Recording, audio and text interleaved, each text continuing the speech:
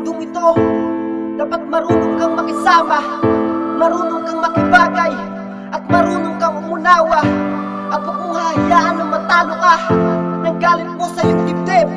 Mabatid mo sana kapatid ang gusto kong iparinig, ang gusto kong iparinig. Ang buhay ng tao ay napakaiksi, pwede kang mawala sa isang pagkakamali. Kaya gisingin mo ang utak mo na nakasarado. Magagawa mo kung ano dahil tao lang tayo.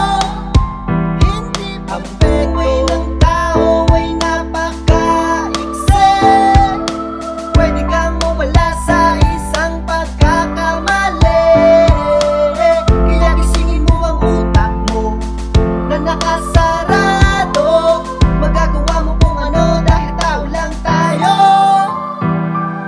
Di ko alam kung paano ito sisimulan, kaya ilalahan na lang mga naramdaman iyong tingnan. Pasyensya natin kung hanggang saan tao lang tayong pwedeng manakit at masaktan. Kaya kahit napigilan mo ang mga mangyayari, ay hindi na rin mababalik kung ano yung dati na ikaw ay masaya kasama ang pamilya mo.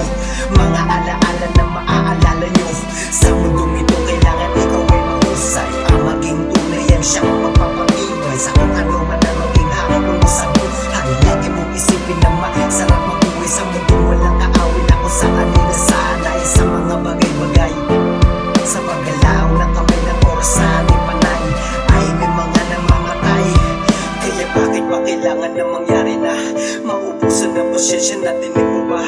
Kaya huwag mong hahayaan na matalo ka ng iyong emosyon na merong dala na binabalay, kakahamak ng sarili mo din. Hawak mo ang buhay mo at ikaw ang salarin. Ang biktima ikaw din, sa salamin tumingin. Isipin mo yung laging tangok mo to baliwalain. Ang buhay ng tao ay napakaiksi, pwede kang mawala sa isang pagkakamali. Kaya gisingin mo ang utak mo na nakasarado. Magagawa mo kung ano dahil tao lang tayo. Hindi perfect. Buhay ng tao ay napakaiksi, pwede kang mawala sa isang pagkakamali. Kaya gisingin mo ang utak mo na nakasarado. Magagawa mo kung ano dahil tao lang tayo. Dahil ba sa ganito sakit na dinaranas, magawa mo pa sana mag-isip at pumatas. Huwag padalos-dalos at makinig sa tukso. Tanda ang masarap maging malaya sa mundo na ginagalawan, di mo minsan